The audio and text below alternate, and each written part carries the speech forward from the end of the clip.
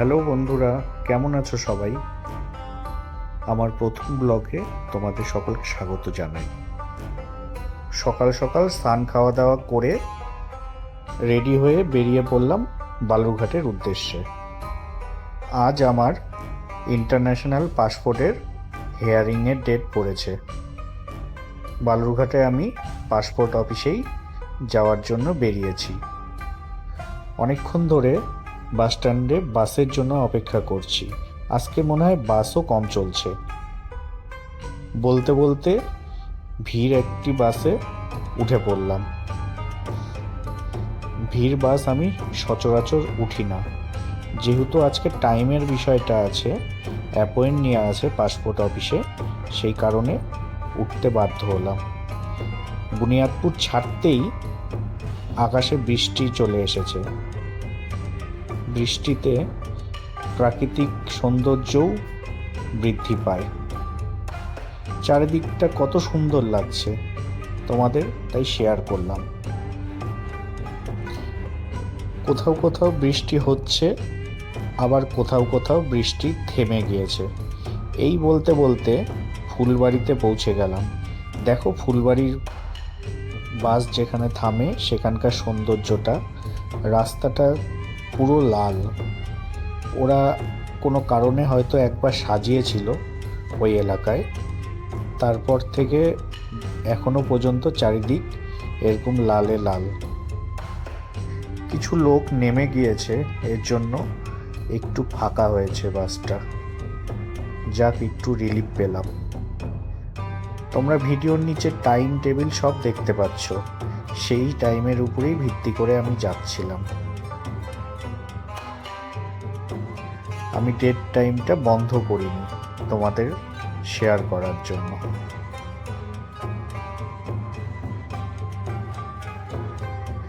যেদিন তাড়া থাকে সেদিন মনে হয় গাড়ির চাকা একটু ধীরে ঘোরে। যাক, বলতে বলতে বালুরঘাটে ঢুকে গিয়েছে বাসটি। কিছুক্ষণের মধ্যেই নামবো। সদর শহরের রাস্তা দেখেই বোঝা যায়।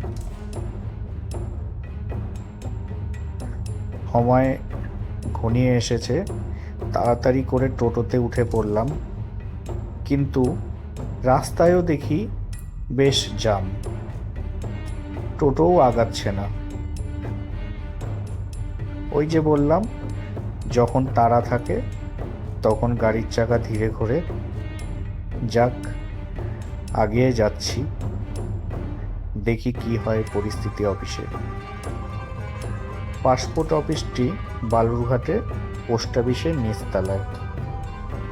ওই যে কোন লাইব্রেরি লেখা আছে, এডিটের সময় চোখে পড়ছিল না, ঠিক তার অপোজিটে।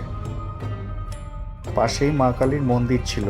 মাকে বলে নিলাম যাতে হিয়ারিংয়ে কোনো ডিস্টার্ব না হয়, যাতে আবার পুনরায় না আসতে হয়।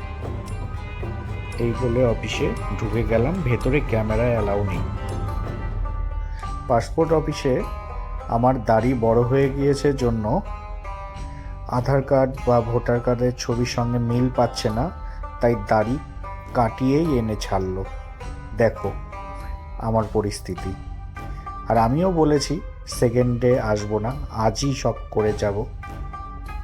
দেখা যাক, ভেতরে যাই, কি বলে শুনি। চলো ঢুকি। ও দাঁড়াও, ভেতরে তো ক্যামেরা অ্যালাউ নেই। ভেতরে কি হচ্ছে জানাচ্ছি। যা ক্লিন শেপ করানোর পর কাজটি হলো। আমি টোটোতে উঠে পড়লাম বাস স্ট্যান্ডের উদ্দেশ্যে। বাস স্ট্যান্ড থেকে গাড়ি ধরে বাড়ি যাব। আজকে এখানেই শেষ করছি আমার ফার্স্ট ব্লগ। তোমাদের সাপোর্ট অবশ্যই দরকার।